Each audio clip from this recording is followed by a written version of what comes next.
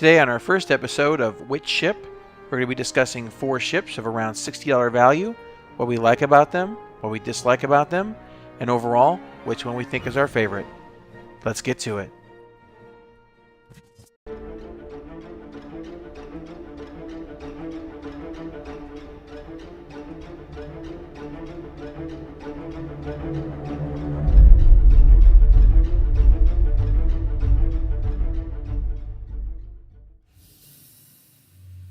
Welcome everyone to our first episode of Which Ship, and this week we are talking about 4 ships that are around the $60 price mark. We're going to be dealing with the 300i, the Avenger, the Hull A, and the Reliant Corps Mini Hauler.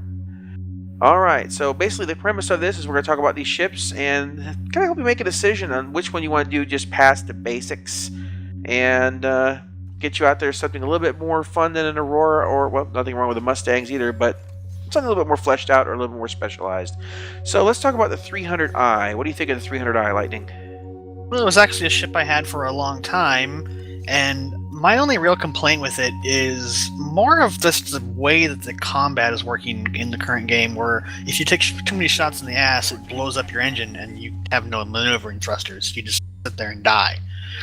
It is going through an update pass, so that's something to keep in mind, because it's going to be redesigned. It's going to be a little bit larger, but it's more like they're adding like a Millennium Falcon, under the floorboard storage area, from what I understand is going on. And another thing to point out is we're only looking at the base model ships, because the variants are basically different starting points. So exactly.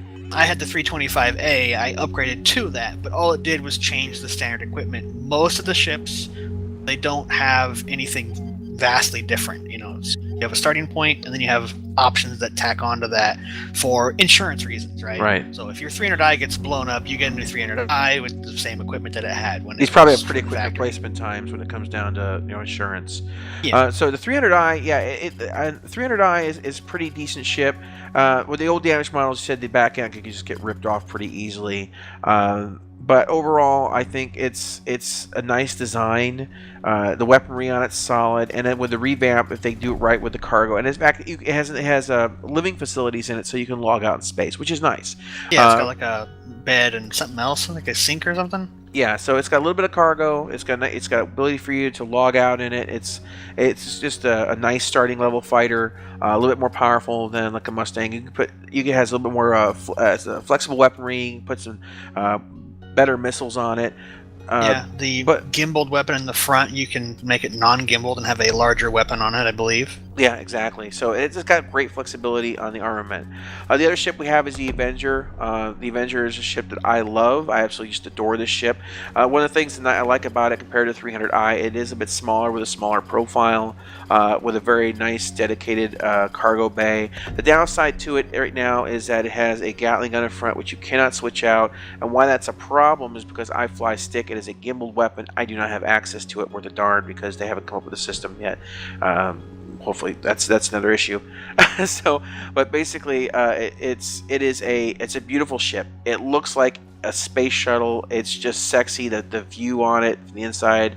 The way that you sit in the cockpit and the way the glass is, you almost have 360 degrees of unobstructed view. It's like what is it, 190 or something is what the eye sees or something? There's nothing in your way. Yeah, it's huge. And also one of the oldest ships, eventually, if you want to, with the base model, that carries you can fill that cargo bay with an EMP, so basically you can run in and just totally disable everybody. Including yourself. And it carries a couple of weapons called sucker punches, which are great for disabling ships. So if you're looking at buying another ship or whatnot and want some nice alternative armament, the Avenger will offer that to you. And it's a great price point. I think it's really it's my favorite out of the list here. It's my favorite. Yeah, and it's definitely kind of it's like the mini Cutlass. It can do a little bit of everything. Yeah, and the only downside right now for me in that ship is the gimbaled weaponry. It's a stick user that I can't change it out, and it doesn't offer the flexibility of weaponry that, say, the 300 series does. Moving on to the same price range, we're dealing with the kind of stepping out a little bit here. More cargo focused. We're dealing with the Reliant Corps What mini about the Hull haul. A? Well, we'll get back to that. But the Reliant Core Mini Hauler, it's kind of the step up, since a little bit more a little bit more cargo than say the Avenger and obviously the 300i. A little bit slower. The ship This is is one actually, you've personally flown too. yeah, I have, yeah, and it's a little bit weightier. You can feel it in the way it flies. But the flight model, I think, when I was flying it, is fully fleshed out. It's not as big as it looks. You look at the pictures, you think this is a massive ship, but when you walk around it, you realize it's not that big. The problems I have with it is that the weapon spread on it, on the tips and whatnot, it's massive. It is it's one of those ships that you really It's gotta. a I think, Star Wars B-wing without weapon convergence. yeah, I think it's one of those things that would be best to have with gimbal weaponry down the road. Just upgrade it. But the thing is it is a very nice cargo ship, but I don't think it will do that well in a skirmish. That's the trade-off you get for carrying a bit more cargo at that level, and that kind of leads us into the Hull A, which Lightning here, of course, brought back up earlier. And that's kind of like this. The reason I put that on the ends, it carries the most cargo, and it's probably the worst for combat. In fact, I would just run or drop your cargo and run. The thing is I think it'd be one of those things, if you're going to be playing with your friends, like, Yeah. let's say your friends bought, like, the 300 series, or they bought the Avenger, and you're thinking, well, I really kind of want to do cargo runs mostly, but you don't want to spend a whole lot of money to get into the Yeah. game, when the Hull A and stuff go back on sale, because they probably will go back on sale when they're hangar ready. Oh yeah. That would definitely be a ship to grab if you just want to do cargo, because it's going to hands down beat everybody else. Yeah, the Hull series, the Hull A is going to be your least expensive money maker. If you're not into combat and you don't have any interest in that, and you just want to do cargo runs and whatnot, the Hull A is your starting cargo ship. This thing will get you the money you need to get your dream ship. It'll get you to the next stage or whatever you're trying to get. For those looking for combat as the last possible option, the Hull A definitely a good ship. And a bonus point to the Hull A and the Hull B is you can land on planets with these things. So True. if you have to make a run down to the planet, you don't have to like stop at the station or whatever, Yeah. and then like unload half your stuff, and then like, okay, well, I can only deliver it to here. And I look at these as little support ships. Like if you're you're mining in your Orion, right? Someone's got one of these, and you're moving cargo around, so you're getting full. One of these are like the little cargo worker bees. I mean, these guys come up, pick up cargo, and then leave with it. So these ships have this. They have they have a nice little. They're pleasant. I think they have this nice little. I don't know how to put it. Friendly cargo kind of. It's just like a little worker bee thing. I can see little fleets of these coming in with your friends. You're out there in Orion. You got 2 or 3 of these things buzzing around, picking up your cargo and taking them to a nearby station. Hopefully replacing empty with or replacing full with empty, but. Yeah, well, of course, obviously, yeah. But they just have this nice sense of just being kind of a helper ship in that regards as far as fleet operations. So that's really what I think about the Hull. I think what I said, my favorite ship out of this is I think universal all around, good combat, good cargo.